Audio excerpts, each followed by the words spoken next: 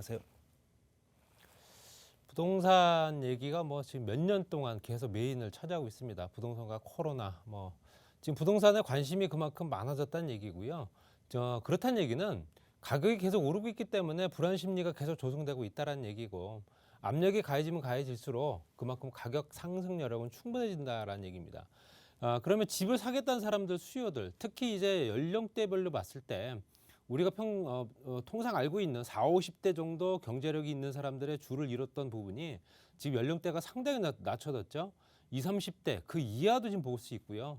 그렇기 때문에 20, 30대 인구들, 특히 부동산 시장에 진입을 했던 사회 초년생들, 자금력이 없음에도 불구하고 어떻게든 집을 마련하고자 하는 수요들, 그 수요들 변화가 굉장히 가파르게 진행되고 있기 때문에 그 수요들이 어떤 형태 또는 어떤 지역의 물건들을 선호하는지가 가장 중요하겠죠. 그렇기 때문에 이런 지역들은 대부분 다 부동산 가격이 상승할 수 있다라고 보시면 될 것 같고요. 이런 부분을 가지고 참고해서 말씀드리겠습니다. 서울 주택의 소유 세대 변화긴 하지만 이건 전국적인 지표라고 봐도 무방하다, 이렇게 말씀드릴 수 있습니다. 일단은 서울 지역의 공급량을 한번 알아보겠습니다. 서울 지역에 공급을 할 수 있는 방법이 뭘까? 또 한번 또 자세히 들여다보니 잘 아시겠지만 정비사업 외에는 없습니다. 정비사업 의존도가 100%입니다.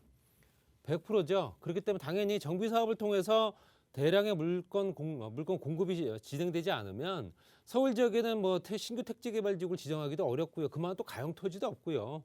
또 현재 그 지역들, 특히 이제 가용 토지라고 할 수 있는 서울 지역에서 약간 외곽에 벗어난 지역들은 대부분 다 그린벨트로 묶여져 있기 때문에 그린벨트를 해제하고 그 지역의 택지 조성 사업이 굉장히 어렵다라고 보시면 될 것 같습니다. 그래서 MB 정권 때는 이제 봉대리 주택을 짓기 시작하면서 그린벨트를 일부 해제긴 했으나 그런 면적 자체도 그만큼 미미하기 때문에 현재 수요에 따라가지 못하는 부분을 차지한다 보시면 될 것 같습니다. 그래서 말씀드린 서울의 아파트, 이제 아파트를 예상으로 했을 때 공급 정비 사업의 의존도는 100%.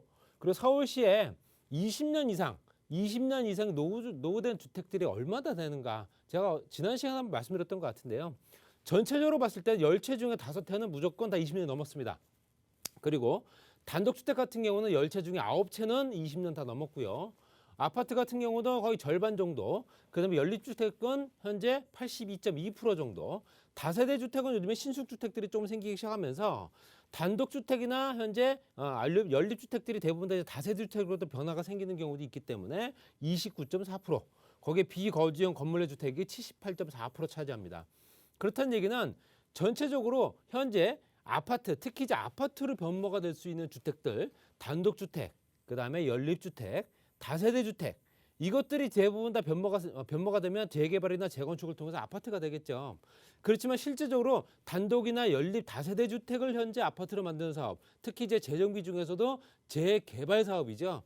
재개발 사업들이 현재 그렇게 빠르게 진행된 지역들이 거의 없습니다. 그렇다 보니까 현재 뉴타운 사업이라고 진행했던 은평이라든가 기름, 왕십리 이런 지역들 빼고 나머지 지역이 현재 재정비 촉진법에 의해서 실제적으로 대규모로 현재 뉴타운 사업을 진행했던 지역들 거의 90% 이상이 해제가 됐죠.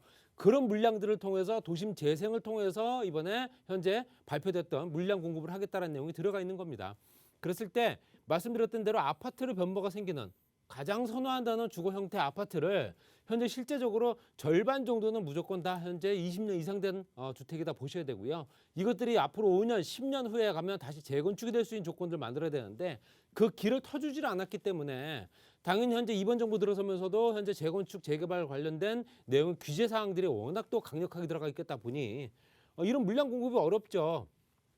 물량 공급이 어렵다 보니까 당연히 현재 실제적인 주택을 필요로 하는 사람들 수요는 계속 지속적으로 늘어나고 있는데 거기에 걸맞는 공급, 작은 주택이든 큰 주택이든 필요로 하는 수요들을 충족할 만한 공급량이 따라주지 못하기 때문에 당연히 집값은 떨어질 수가 없는 겁니다.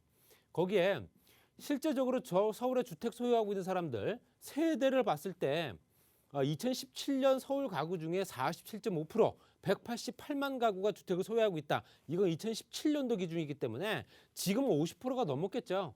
작년에 거래량이 엄청나게 폭증을 했기 때문에 실제적으로 2020년 기준으로 봤을 때는 50%, 60% 이상 육박하지 않을까 말씀드리고 싶고요. 1세대, 현재 부부가 한 세대를 이루는 경우가 19.8% 정도 되고요. 그 다음에 2세대, 부부가 아이를 키운다 봤을 때 3가족이죠. 2세대 같은 경우 3인 가족에 58.5%가 현재 차지하고 있다는 얘기는 보통 이제 3인 가족 기준이다 이렇게 보시면 될 것 같아요. 이제 현재 우리나라 주거 형태는 3인 가족을 기준으로 잡아야 된다는 얘기입니다. 그만큼 비율이 높기 때문에 당연히 거기에 이제 3세대 여러 세대가 거쳐서 세 개 세대가 같이 거주하는 비율이 7.1%, 뭐 1인 가구도 13.4%, 여기서 떨어져 나온 세대겠죠. 1세대, 2세대가 아니라 1인 가구, 1세대를 이루는 1인 가구 비율도 13.4% 정도 차지하고 있기 때문에 앞으로는 주택을 공급을 하기 위해서는 당연히 지금도 그래 왔지만 뭐 지속적으로 10년 이상 이전부터 현재 소형주택들의 인기가 많아졌기 때문에 당연히 2세대를 이루는 60%를 차지하고 있는 3인 가족 기준으로 만들어야 된다. 그렇기 때문에 그들이 원하는 평수는 당연히 59평방미터부터 84평방미터까지 구 평수로 따지게 되면 17평부터 25평짜리다 보시면 될 것 같습니다. 줄을 이루고 있습니다. 현재 25평형 아파트가 분양평수로 33평 아파트고요. 25.7평짜리 국민주택 규모다 보시면 될 것 같고요. 이제 국민주택 규모 자체도 기준점이 좀 낮아졌기 때문에 현재 55.7% 정도는 대부분 다 실제적으로 이제 작은 면적을 선호하는 거고요. 거기에 이제 여러 세대가 같이 어울려서 거주하는 비율이 워낙 작아지다 보니까 뭐 물론 지역적인 입지에 따라서 현재 강남이라든가 서초 지역은 실제로 현재 가구 원수는 얼마 안 되더라도 대형 평수에 거주하시는 분들도 많습니다. 그렇지만 대부분은 이제 15평, 17평에서 25평 형태를 선호한다. 그렇기 때문에 현재 신축 아파트 분양의 청약 경쟁률이 가장 높은 평형대다 보시면 될 것 같고요. 거기에 최초로 부동산 매수하는 사람 2020년도 기준입니다. 그랬을 때 내가 처음으로 집을 사본 경험이 없는 사람이 실질적으로 처음으로 집을 산 경험을 봤을 때 2020년도 기준으로 봤을 때는 10명 중에 3명은 정말로 처음으로 집을 산 사람들입니다. 처음으로 집을 산 사람들이고요. 2016년도 기준 봤을 때 2016년도부터 2020년 거의 한 5년 정도 기준으로 봤을 때도 그 매수자 현황을 보시게 되면 이제 2019년도 대비 48.7%가 증가가 됐다. 그 얘기는 2019년도에는 6만 5천 명 정도였는데요. 실제적으로 이제 48.7%가 되면서 거의 10만 명이 육박을 한다 이렇게 보시면 될 것 같아요. 이 비율은 굉장히 높아지고 있다 보시면 될 것 같고요. 대부분 다 집합 건물이죠. 아파트나 구분 소유가 가능한 건물이고요. 거기에 다세대 연립주택도 다 포함됩니다. 거기에 상가나 오피스텔, 상가 빼고 오피스텔과 상업용 건물 등이 다 포함된다 이렇게 보시면 될 것 같고 그렇기 때문에 대부분 다 집합 건물을 다 선호하기 때문에 구분 세대로 다 세대가 구분되어 있는 아파트를 대부분 다 선호할 수밖에 없다 이렇게 보셔야 되고요. 서울 소재 부동산 매수 현황을 보시게 되면 전체 매수자 2016년도에 41만 명이었고요. 생애 첫 부동산 매수자는 11만 3천 명이었습니다. 쭉 시간이 거슬러 올라가면서 2020년도에는 전체 부동산 매수자가 33만 8천 명. 그중에 생애 첫 지금 말씀드린 대로 거의 한 50% 정도가 상승을 한 생애 첫 부동산 매수자 현황을 보실 수 있습니다. 이게 말씀드린 대로 생애 첫이라는 얘기는 당연히 연령대가 낮다는 얘기고요. 그만큼 20, 30대 부동산 진입이 굉장히 더 빨라지고 있다. 가속화되고 있다. 집합 건물은 당연히 90.2%, 토지, 건물, 합계 이렇게 나타나고 있습니다. 대부분 다 집합 건물을 다 소유하고 있다 보시면 될 것 같고요. 말씀드린 대로 생애 첫 부동산 집합 건물 매수 연령대가 말씀드린 대로 19세부터 29세까지 그다음에 또 현재 30세부터 39세까지 그리고 실제적으로 40에서 49세까지가 가장 경제 활동이 왕성한 세대죠. 그중에서도 자금적인 여유가 있는 현재 40대 이상 되는 비율 그 비율을 봤을 때도 전체적으로 현재 부동산 거래하는 비율을 봤을 때는 19세부터 50세까지가 현재 분포를 차지하고 있다 보셔야 되고요.